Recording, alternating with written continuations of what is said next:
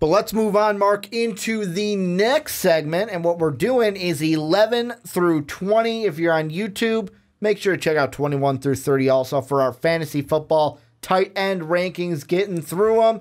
And next week's the last one. We've got our, well, not the last one. I forgot. I mentioned earlier, we don't have kickers next week.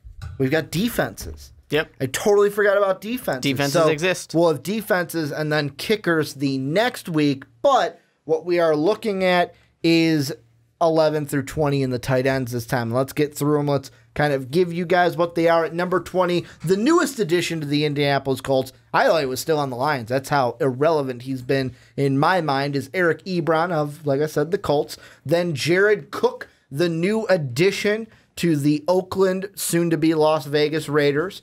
Then you have ASJ, Austin Seferian-Jenkins of the New York Jets. Then we've got our Tampa Bay debate. We've got Cameron Brate at 17, O.J. Howard at 16. We're going to get into those two in a second. Charles Clay, Buffalo Bill tight end at 15. Then at 14, George Kittle. Then Jack Doyle of those Colts at 13. Then Bengal tight end at 12, Tyler Eifert. And then at number 11, the Cleveland Brown, David Njoku. And the first one I want to mention and kind of go into is, like I said, we got to have a Tampa Bay debate because I'll be completely honest, pull the curtain back. There is a tie basically between Brate, ASJ, and then Jared Cook. And out of the three, I made my case to have Cameron Brate be the top of those three. And your concern was, kind of defeats the point of a ranking then if you have O.J. Howard immediately followed by Cameron Brate. So to me, I wanted to ask you, because in your personal rankings, you had O.J. Howard ahead of Cameron Brate.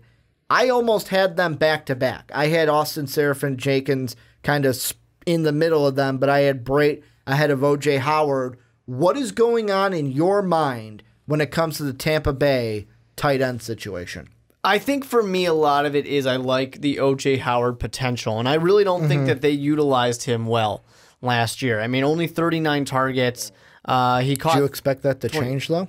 I think it should if they're smart. The Tampa Bay Buccaneers were a team that didn't meet expectations last year.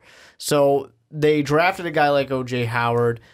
I don't know if you know this, but it was pretty early, round one. Oh, I know. I nailed that pick. I nailed that pick in my mock draft. That's the thing that shocks me. And I sit there and I think to the Tampa Bay Buccaneers, do you guys realize you drafted this guy in the first round? And then you're going to have instead Cameron Brate, who I believe is an undrafted free agent. Obviously, this is his fourth season now. He's a Naperville guy. He is, Naperville Central. But anyways, he's successful. I mean, he's getting those targets. He's getting those yards.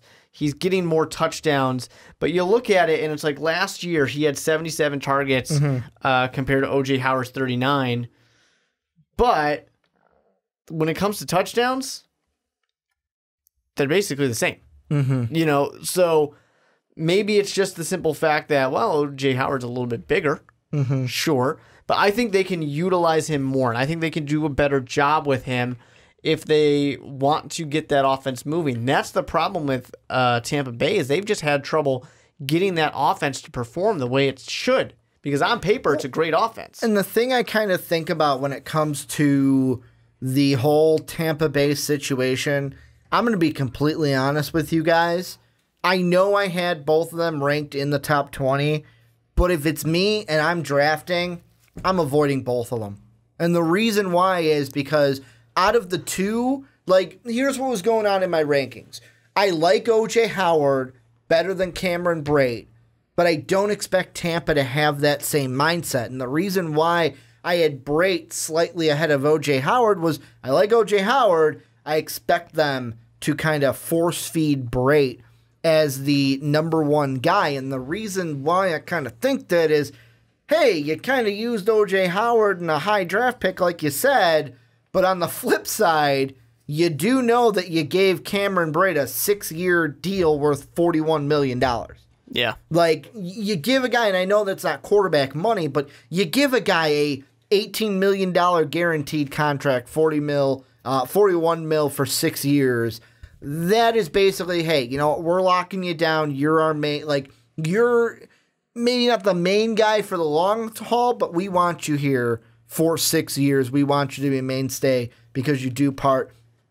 I'm thinking it might be at best a 50-50 split, but I think it'll be more of a 60-40 split in the favor of Cameron Brate of how I think he will be used and O.J. Howard will be used. That's why for me, personally, when I get to the draft, like I said, I'll avoid both of them. And that's the reason why, because I don't want to be burned saying, I like O.J. Howard, I'm going to draft O.J. Howard. And then get burned because it's like, oh, some weeks he had good weeks, but then there's other weeks where it's like, damn that Cameron Brate, why did he have to, he had a good game this week and they went to him more, and I just want to avoid that. And that's why I wonder if, obviously these two will be drafted in leagues, either as backups or as starters. We're kind of in that range for them as they are, actually both of them are in the top 16, which would, or no, OJ's is 16, Brate is 17, so they're right on that cusp of starter to non-starter. I wonder what people are going to think, though, because I kind of feel like it's going to be that whoever you draft, if you don't handcuff them, then what are you going to do? It's like, oh, I have O.J. Howard, but, you know, some weeks he's a dud because they go to Cameron Brate more. I'm going to avoid that and not even draft either of them. The hard thing is when you look at these two guys and you kind of start to compare some of their numbers, average yards, O.J. Howard is better. Yep. For long, O.J. Howard is better. Touchdowns, they're even. Targets, Cameron Brate. So it's 39-77. Howard has more of that big play potential, and I kind of feel like he was getting used a little bit more and a little bit better towards the end of the season. Of course, he didn't play those last couple games, but he was starting to get used. They were starting to actually utilize this weapon that they had. The problem is just that offense completely was inconsistent. So I kind of understand what you're saying of wanting to avoid these guys. That's another thing. This Tampa offense, I am just not really happy with them. So it's like, it's one of those where, because I'm unsure about Tampa in general, unless it's Mike Evans, I might like Mike Evans, and I think a sneaky pick of Ronald Jones might be the only guys on the Bucs I think about touching, and I know Deshaun Jackson's on that team. Yeah. Unfortunate. I want to ask you, though, we talk about Brate and O.J. Howard. What about other two guys that are in our top 20? Eric Ebron, I know he's a new addition to the Colts, but him and Jack Doyle, a duo, they've got a bigger gap in our top 20. They're not hugging each other right at spot to spot, but my big thing with the Colts, when it comes to all their receivers, reason why I had T.Y. kind of low, what is Andrew Luck's situation going to look like? Is he going to be healthy for week one? Is he not going to be healthy for week one? Until I know that answer for sure, I'm going to be a little bit lower on Colt receivers in general. No, and you're completely right on that, and you should be. Well, receiver, tight end. Yeah, you should be a little weary of any pass catcher in Indianapolis. But I mean, Jack Doyle, 108 targets last year, 690 yards. But does Eric Ebron chip into that at all? I would think that he should. But maybe part of it really is that they want these kind of middle options for, hopefully, Andrew Luck when he comes back. The offensive line still isn't amazing. So he's going to have to dump the ball off, or whatever quarterback is going to have to dump the ball off. So really it's going to come down to that mystery there. The guys in the Indianapolis Colts, for me, are kind of in that I might avoid them, but I need more information about Andrew Luck first. You know, if he starts to get into that maybe week 2, 3, 4 start time, he makes everyone better. Yeah. And that's the thing. Like, if I will be completely honest, if Andrew Luck was for sure I am starting week 1 and I will be 100%, Jack Doyle would have been 11 or 10 on my ranking. Like, he would have been right there on my ranking for 11. Or actually, you know what? Looking at my personal, he was 11. So without Andrew Luck, he's 11. If he would have been like Andrew Luck week 1, he would have been in my top 10. He would have been number 10. Just because of, all right, Andrew Luck and what he does for receivers to elevate everyone around him. He's one of those quarterbacks. Sure, but he didn't necessarily do it with Jack Doyle before. Well, I mean, like, That was Jack also Doyle's been on the team since 2013. true, but we have a situation also where we were talking about who was it that we just talked about? Ben Watson, where you got to remember early on in Luck's career they had Kobe Fleener, Who never did anything. Never did anything, but really him and Luck had that connection from Stanford, carried it into the NFL. They really didn't. Well, Kobe Fleener was not good for the Colts. I'm not saying he was good. I'm saying that Andrew Luck targeted him more than a Jack Doyle. And then I can't remember the guy last year, but they always had two guys, and Jack Doyle always seemed to be the second option. This year, it seems like Jack Doyle, Eric Ebron, maybe Jack Doyle will be that first option this time. I think I would be scared if I'm drafting Jack Doyle, the fact that that 107 targets last year, Andrew Luck was not there. They have backup quarterbacks that are just half the time trying to throw the ball to whoever because the team is not that great. The offense isn't that good. Could you make a case if Andrew Luck is out, his value is greater than where we have it because the quarterbacks last year seemed to like to target him and like to go and throw him passes? You could say that, sure. I mean, the team itself still isn't that good. You know, that's the hard thing with it. Of like, sure, he's getting targeted more and he will get some yards. But I don't necessarily know that he's going to be that top level type of guy. Because I mean, for me, the thing that also plays into it with the Colts is I don't like most of their receivers behind T.Y. Yeah. Like right now, their starting two is T.Y. and Ryan Grant, which most people, when Ryan Grant got a contract this offseason before he failed his physical, were like, who? Who's Ryan Grant? Oh, Redskins? It's like, first people were like, wait, Ryan Grant? I thought it was an old running back that used to play for the Green Bay Packers. The way I see this team's 1, 2, 3 going is it could be T.Y. Hilton's my main option, and then Jack Doyle and Eric Ebron, where it's like, yeah, we've got receivers, but these tight ends, we're going to go to them as 1 and 2, or 2 and 3 over most of the receivers because they're just not, they just don't have that caliber that we want from our wide receivers. There's a lot that needs to be figured out in Indianapolis, and that's an unfortunate thing because I mean that's the thing too where we've talked about where Andrew Luck suddenly plays week 1. This is a much different team. Yeah, but you know, he rushing yards makes them better. Rushing yards, they were a below average team. Passing, they were terrible. And that's they didn't another score thing. any points. They lose Frank Gore. They gave up a lot of points. They really don't have, to me, a running back on the roster right now that just screams like, yes, this is our main guy. Yeah. This is a guy I'm excited for coming into this year. They drafted 2. So yeah, I mean, Hines, hopefully one of those guys can pick it up. I'm kind of interested to see what he does, but I mean, will he be mainly a return option? And will he basically be what Josh Ferguson's been, where it's like, oh, good numbers, but you're not our starting running back? Yeah. And that's a hard thing. They did try to address the offensive line. Getting Quentin Nelson is a huge addition. I was going to say, when you knocked the offensive line, I was like, didn't they get Quentin Nelson? They did, but just Quentin Nelson, I mean, he's good. He's definitely good, but rookie, he's got more things to learn. Here's one guy I'm thinking about, and I really didn't know. I didn't know if 14 was too high for him. That's where I had him. Charles Clay. And the reason why is he was on my team last year, and I really liked him when he was in. However, some of the negatives with Charles Clay. First, there's the injury, where last year he was injured for some games, so he missed out. He was actually the one player all year that I had on our DL spot. Then you look at last year. All right, cool. He had 74 targets, just over 550 yards, only 2 touchdowns. But like I said, he only played 13 games. Here's my question, though. He had those numbers with Tyrod Taylor. A dink and dunk kind of guy. He had those numbers with Tyrod Taylor.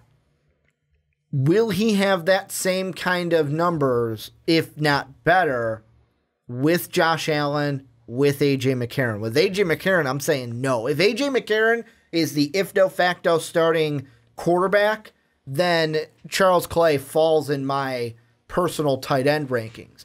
If Josh Allen's the guy, I'll leave him where he's at, but I'll still wonder if 14 is too high based on the quarterback situation in Buffalo. Well, I think the thing that you got to remember is you had a dink and dunk quarterback. Now you got a guy who's going to throw it 80 yards. You know, you got a guy who wants to unleash the dragon.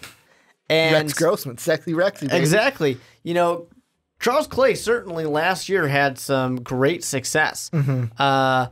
Now, I will say one thing when people talk about, last year, 558, that's great, but one game, he got about a fifth of those yards. That game against Atlanta, he got 112 yards. A fifth is a little exaggerative, but whatever. There was quite a few games where he didn't get much. He's a boom or bust type of guy. Injury is also a thing. He's only had one season where he's played 16 games. Now, you add in a quarterback that, and I know I'm harping on it a little bit, he's not going to only throw deep verticals. But he's still a rookie. But he's a rookie, he's going to want to do it, and he's going to throw quite a few interceptions. It would be different if they had Josh Rosen. If they had Josh Rosen, my perspective would be different because Josh Rosen, everyone's saying coming in, most pro-ready quarterback coming out. Josh Allen was the guy that people are saying, he needs the most work. So because of that, with him being a project, how many people are going to view Charles Clay lower and kind of pass on him as that, and I know, like I said, top 16 is starting tight end territory. How many people go, no, I don't want him as my starting tight end? I certainly think because he I could don't fall. like the quarterback situation, whether it is A.J. McCarron, who was with Cincinnati, or the rookie in Josh Allen. And if it's Nathan Peterman, the whole team can just go 0-16 because he's throwing an average of 5 picks a game. I certainly think he could fall, and that might be a good thing. If you're getting towards the end. You can get him on a discount almost. Yeah, exactly. You can get a steal, a sleeper in that case, and that would be good for you for sure. The thing that the Buffalo Bills really need to have, just for their season in general and for fantasy football here, is they need to have turnovers limited and smart passes. Because remember, their young, nice rookie quarterback with a cannon of an arm doesn't really complete that many passes. And that typically does not lead to success in the NFL, when in college they didn't complete very many passes. So that scares me because, sure, you might get 74 targets, but, you might only catch about 30 of them because half of them were a target, technically, but it's at your feet. Yeah. Or it's above your head. And even at, what is he, 6'6", 6'3", Charles Clay 6'3", even so, you can't catch it. It's too high for you. Well, and I mean, let's bring in another guy, too, with that is, this is on the other side. Charles Clay loses Tyrod Taylor. David Njoku gains Tyrod Taylor. Which I like. And the thing I like about Njoku is I actually just changed my personal tight end rankings and flipped Njoku and Tyler Eifert. I had Eifert at 12, Njoku at 13. Doesn't change what I said earlier on. It just breaks up a tie that we had between Njoku and Eifert. And the reason why is I started to think while we were talking about Charles Clay is that the quarterbacks are quarterbacks. And I'm like, all right, Njoku had a pretty good season last year, 60 targets. You want some more yards. You want some more, 4 touchdowns is good. Maybe you want +5 for this year. The good thing, though, is whether it's Tyrod Taylor or whether it's Baker Mayfield. I know Baker, his sample size is from college. Both of those quarterbacks like the tight end. Which is great. Like Tyrod Taylor, we're talking about, maybe the numbers for Charles Clay were what they were because of Tyrod Taylor, more of a dink and dunk kind of quarterback. And then Baker Mayfield, the only reason we were talking, Mark Andrews is a good talent in this last draft. But the only reason why people in my mind were talking about him being a third rounder was because Baker Mayfield helped elevate his play. And that is another thing that I think that whether it's Baker, whether it's Tyrod Taylor, I think that this could be a huge jump for Njoku in this year. Yeah. And I know they have Josh Gordon. I know they just got Jarvis Landry, which is but guys, they've got weapons for days on the outside. Njoku is still going to get his. I think he gets a little bit more than 60 touches this year, or targets, I should say. And I think that Tyrod and Baker are the reason why, no matter who starts. And certainly they're going to be more catchable than when Kaiser's throwing them to you, because Kaiser did not like to throw the ball to any of his receivers. But he's a guy. Hopefully, he can learn a thing under Aaron Rodgers. Certainly, we can hope. He's a guy who will get targeted quite a bit. I really like the quarterback options he has throwing in the ball, especially with potentially Tyrod Taylor. I think it'll help out a lot. He's a guy who I'm pretty high on because I think the wide receivers are going to get a lot of attention. But, well, you can only double one of them. Yeah, he's going to be a guy who's going to be open. And if you have a rookie, fantastic. If you have a guy who likes to dink and dunk his way up the field, the tight end's the perfect spot to do it. So I think he's going to be catching a lot of balls for sure. And I mean, this isn't going to hurt Njoku. It's just a kind of question of Gordon and Landry are going to get theirs. Njoku's going to get his. How much of a year? I know this is a wide receiver, but this could potentially, if anything, maybe chip into Njoku a little bit. Does Corey Coleman, does he even factor this year? Because he's a guy we were really high on coming out of college. Hasn't really been what we expected, though. No, he hasn't. But I think that certainly he can maybe get some help. Landry is that guy who I'm expecting really good things out of. Even though most people are going to talk about Gordon. He's your number one. Gordon's your number two. Yeah. I expect a lot of good things out of Landry, and he's got that new chip on his shoulder of Miami didn't want me. Well, I'm going to show you why you should have. I'm going to show you why you should have kept me around. I'll be honest. This is a general Cleveland thing, and we'll get more into this when we do our previews, but I am super excited. I am super excited for the Cleveland Browns this year. And I know that you're one of the people that are starting to turn on the Wolverine there in Cleveland. I'm not starting. I turned. I turned on him. Well, I mean, early on, before the 1-15, super excited about Hugh Jackson in Cleveland, but now 1 win in 2 years. Yeah. Mark has turned the page a little bit. This year is going to be... A little bit. The book has been closed. This, to me, is going to be the make or break year for Cleveland and Hugh Jackson because, I mean, I look at this team, and I've said it before. We just talking about the receivers. Carlos Hyde on this team, Nick Chubb on this team. You go ahead and add. I like Antonio Callaway, although he had the issues in college with discipline. I mean, even defensively, like Denzel Ward in the first round, Chad Thomas in later rounds. You get Gerald Avery. This team, don't be shocked if Cleveland wins a few games. Makes a big step and is like 5-11. I'll say that. Like 5-11 will be a really good season for Cleveland. That would be a very good season for Cleveland. Because I like maybe 3 wins, but like 5's the ceiling.